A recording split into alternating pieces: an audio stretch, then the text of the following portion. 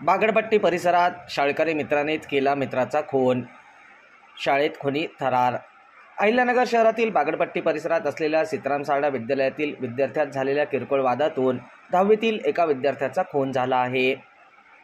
शेख मोहम्मद मस्तकील असे मृत मुलाचे नाव आहे। त्याला इयत्ता 8वीतील मुलाने मारहाण केली होती। मंगळवारी 25 जून रोजी दुपारी 3 वाजता या घटनेची पोलिसांना खबर मिळाली।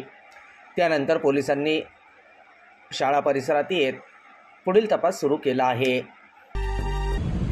शेख मोहम्मद मुस्तकीन हा 10वीतला विद्यार्थी आमच्या सीताराम सारडा या विद्यालयात शिकतो। हा इयत्ता 8वीच्या वर्गात शिकतो। शाळेत जेव्हा मधली सुट्टी झाली होती त्यावेळेस दोघांचे भांडण चालले। शिक्षक स्टाफ रूममध्ये होते आणि मी ऑफिसमध्ये होतो। मुलं ज्यावेळेस ओरडून मला सांगायला आली सर भांडण आले, त्यावेळेस सुनील कुलकर्णी सर आणि मी ताबडतोब घटनास्थळी गेलो, म्हणजे शाळेच्या पोर्चमध्ये गेलो। तिथं त्या मुलाला उचललं, बाहेर गेलो, रिक्षावाला थांबला नाही। मग आम्ही एक बाईकवाल्यावरच्या गाडीवर त्याला टाकलं आणि आम्ही तिघं जण सिव्हिल हॉस्पिटलला गेलो आणि तिथून पुढे त्याचा विलास सुरू झाला। अशा पद्धतीने घटना घडलेली आहे। जो 8वीचा विद्यार्थी त्याने इयत्ता 10वीच्या मारलं आहे। कशाने मारलं काय?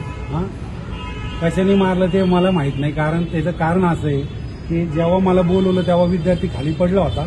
आम्ही कुठेही पाहिलं नाही, त्याला उचलून डायरेक्ट बाहेर नेलं आणि सिव्हिलला नेऊन ऍडमिट करायच्या हिशोबाने आम्ही पटकन गेलो। त्याच्यामुळं शाळेत काय झालं ते आम्हाला लवकर ते ज्ञात झालंच नाही। घटना अशी सीताराम सारडा स्कूलमध्ये तोफखाना पोलीस स्टेशन हद्दीमध्ये एक 10वीत शिकणारा मुलगा आणि 8वीत शिकणारा मुलगा यांच्यामध्ये वाद झाला आणि 8वीत शिकणाऱ्या मुलाने 10वीत शिकणाऱ्या मुलाला चाकूने मारलेला आहे। कानाच्या मागे एक जखम आहे त्याला आणि हृदयाच्या खाली एक जखम आहे। अशा 2 जखमा प्रथमदर्शनी दिसत आहेत। 3:46 सदर घटना घडलेली आहे। सदर घटना CCTV मध्ये ही झालेली आहे, दिसत आहे। शाळेचा जो CCTV आहे तो, आणि त्यानंतर त्या मुलाला तात्काळ सिव्हिल हॉस्पिटलला नेण्यात आला असता डॉक्टरांनी त्याला मयत घोषित केलेलं आहे। ज्या मुलाने मारलं त्याच्याकडे पोलीस स्टेशनने ती चौकशी चालू आहे। चाकूने मारलेला आहे आणि सदर जे दोघंही राहणारे आहेत ते सर्जेपुरा या भागात राहणारे आहेत आणि जवळजवळ त्यांची घर आहेत, 100 मीटर अंतरावर त्यांची घर आहेत। आणि सदर जे दोन्ही कुटुंब आहेत, ही जी मुलं आहेत ह्यांच्या वडिलांचे वाद नाहीत, पण मुलांचेच वाद आहेत। क्रिकेट खेळण्याच्या कारणावरून वगैरे छोट्या छोट्या कारणांवरून मुलांचे वाद आहेत, त्यातनं हे भांडण झालेलं आहे।